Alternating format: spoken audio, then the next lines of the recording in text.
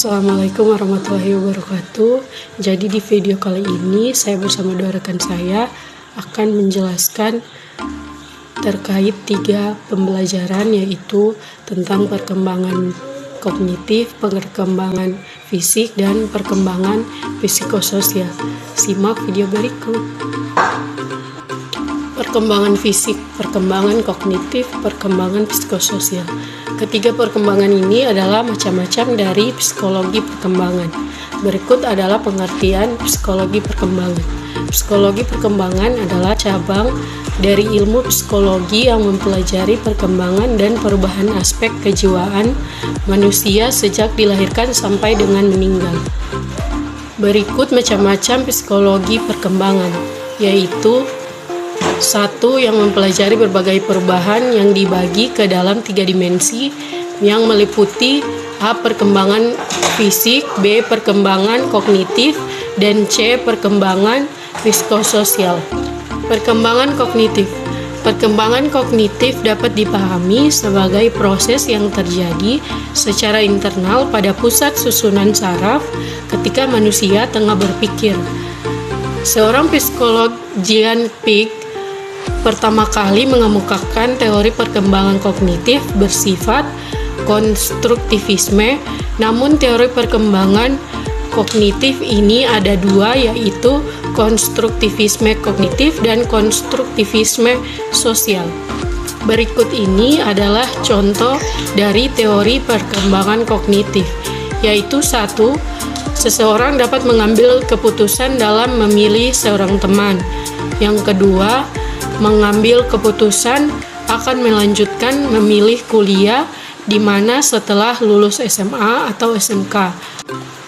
Yang ketiga, seseorang dapat mengambil keputusan untuk masuk jurusan apa pada kuliah yang akan diambil. Terus yang keempat, seseorang dapat memutuskan untuk mencari kerja setelah lulus SMA atau SMK. Yang kelima, seseorang dapat mengambil keputusan untuk memilih mengikuti bimbingan belajar guna untuk memperdalam pengetahuannya.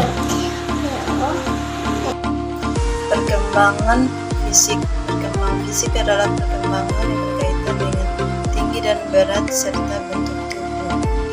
Juga perkembangan otot. Perkembangan motorik berkaitan dengan keterampilan gerak. Perkembangan perseptual adalah merupakan kemampuan anak mengenal terhadap lingkungan.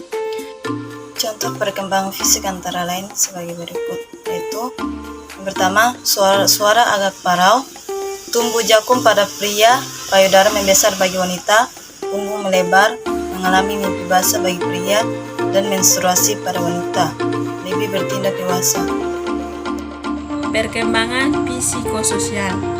Perkembangan psikososial adalah perkembangan yang berkaitan dengan emosi, motivasi, dan perkembangan pribadi manusia, serta perubahan dalam bagaimana individu berhubungan dengan orang lain.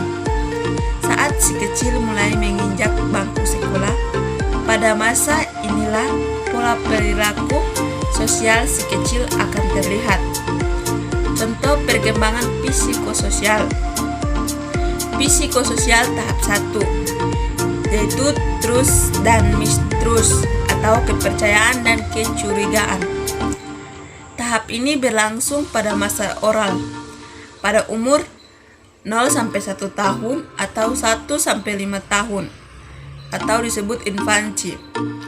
Bayi pada usia 0-1 tahun sepenuhnya bergantung pada orang lain. Perkembangan rasa percaya yang dibentuk oleh bayi tersebut berdasarkan kesungguhan dan kualitas penjaga atau yang merawat bayi tersebut. Psikososial tahap 2, otonomi dan perasaan malu dan ragu-ragu. Tahap ini merupakan tahap anus atau otot atau anal muscular stages. Masa ini disebut masa balita yang berlangsung mulai usia 1-3 tahun.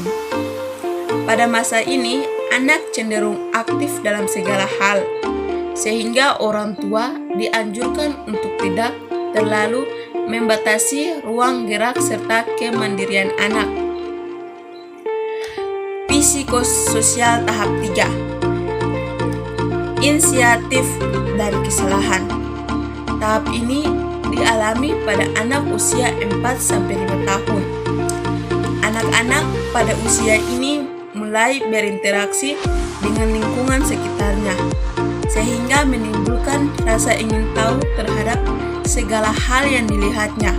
Psikososial tahap 4. Kerajinan dan inferioritas. Tahap ini merupakan tahap laten usia 6-12 tahun.